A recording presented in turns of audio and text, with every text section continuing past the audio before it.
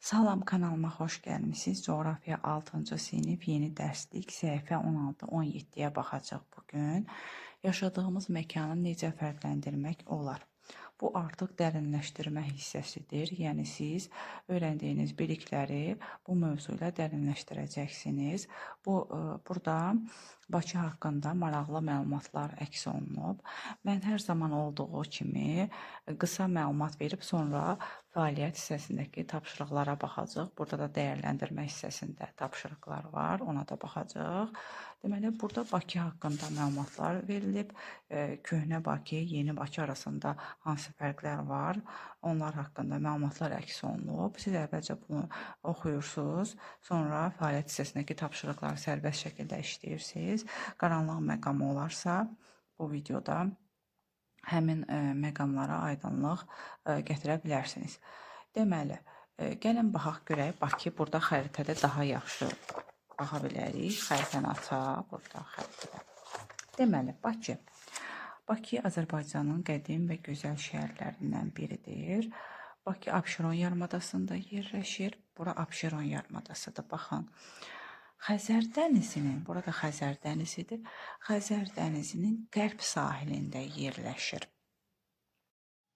Deməli, Bakı 12-ci əsrdə Şirvanşahlar dövlətinin, 16-cı əsrdə Səfəvilər dövlətinin, 18-ci əsrdə isə Bakı xanlığının əsas şəhərlərindən biri idi. Bakının küləklər şəhəri də adlandırırlar. Belə ki, Xəzər dənizi Bakının havasının mülayimləşməsinə səbəb olur. Mülayimləşdirir havasını, Bakının havasını. Xəzər dənizinə və Bakıya yaxın biz Qobustan rayonunu görürük. Qobustan bildiyimiz kimi tarixən insanların ən qədim yaşayış məskənlərindən biri idi.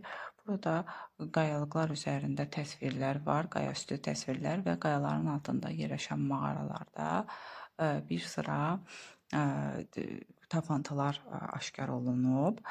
Bundan başqa Bakı haqqında biz nə deyə bilərik? Bakı əsas sənaye mərkəzlərindən biridir. Burada neft sənayesi ilə yanaşı digər sosial sahələrində günü-gündən inkişaf etməsi Bakını getdikcə daha da gözəlləşdirir, zənginləşdirir. Bakıda günü-gündən yeni tikililər, binalar, parklar, yollar salınır və bu da şəhərin mənzərəsini daha da getdikcə gözəlləşdirir.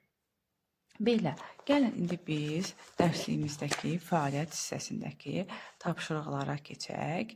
Bakı şəhərinin yerləşdiyi məkanı Azərbaycanın siyasi inzibati xəritəsindən istifadə etməklə A xəritəsində müəyyənləşdirir. A xəritəsi buradır. Biz bayaq açmışdıq sosial iqtisadi xəritəni. Deməli, Bakı yerləşir burada. Bax, İkinci suala baxırıq. Bakı şəhəri bir məkan kimi hansı xüsusiyyətləri ilə fərqlənir? Bakı şəhərinin məkan olaraq yerləşdiyi mövqeyi vardır. Təbiətinin fərqli komponentlərdən ibarət olması, yəni alçaq dağlığın olması, dəniz sahilinin olması, palçıq vulkanlarının olması və s. kimi xüsusiyyətlər məkanın müxtəlifliyinə nümunədir.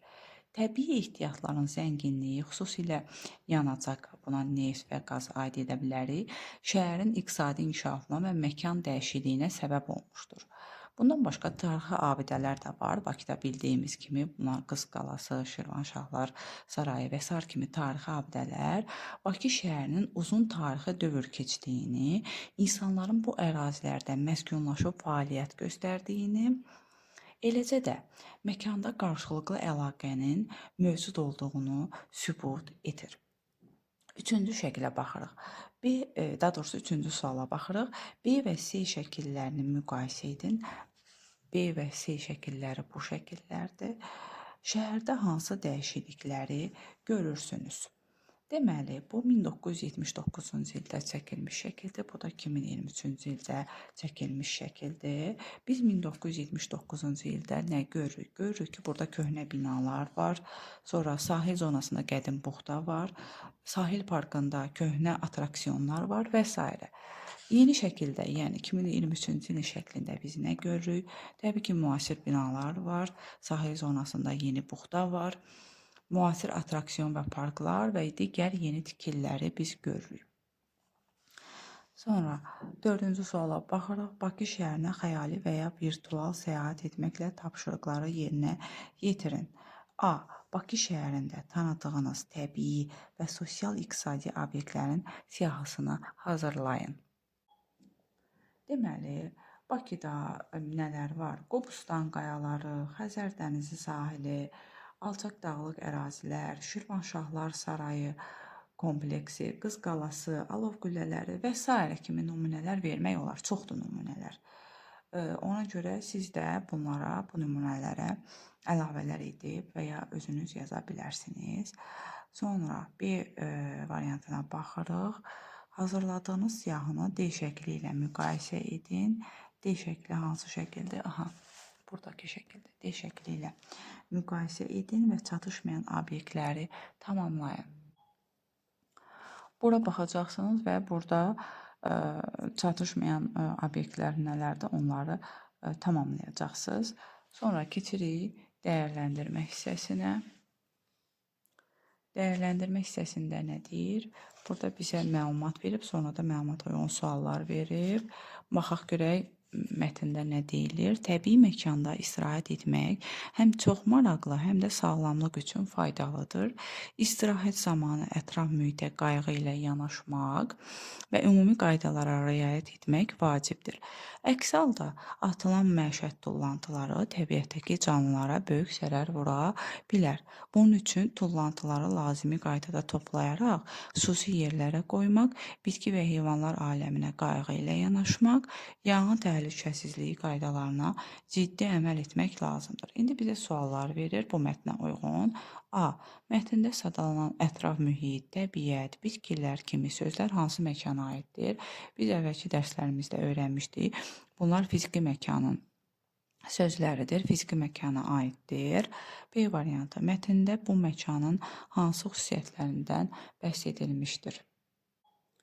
Verilən mətndə məkanın təbii obyektləri haqqında məlumatlar olduğu üçün sualda sadalanan sözlər əsasən məkanın təbii xüsusiyyətlərini daşıyır. C-yə baxırıq. Məkanda komponentlərin dəyişikliyi ilə məkanda komponentlərin yayılması arasında hansı fərqlər var? Məkanda dəyişiklik hər hansı bir ərazinin vizual olaraq dəyişikliyə məruz qalmasıdır.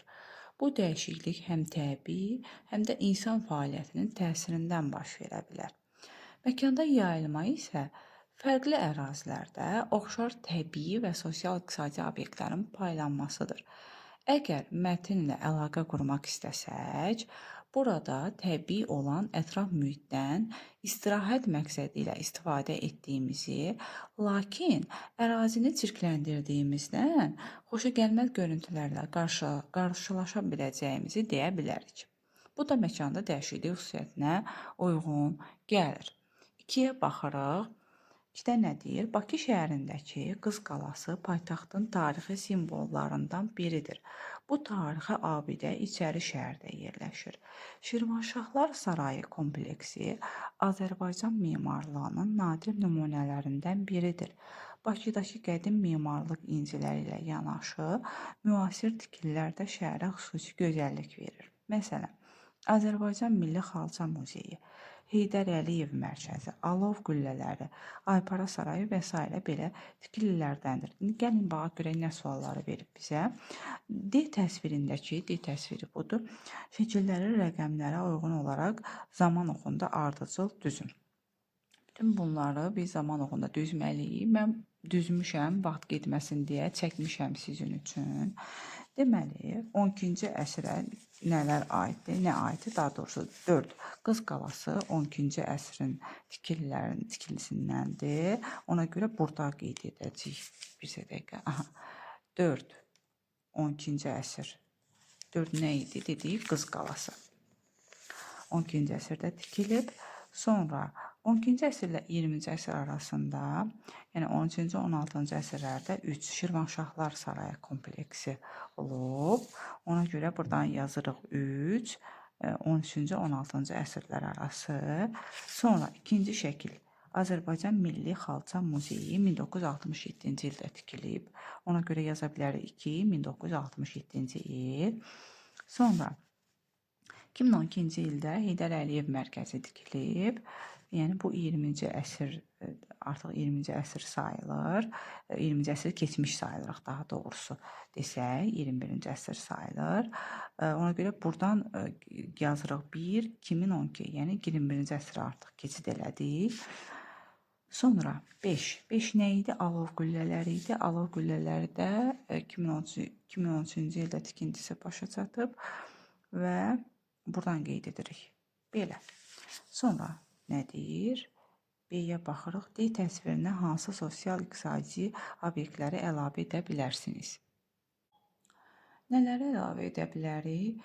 Filarmoniya binası, misal üçün, məktəbləri, xəstəxanaları, restoranları, kitabxanaları və s. biz əlavə edə bilərik. Artıq özünüz hansını istəyirsinizsə əlavə edə bilərsiniz.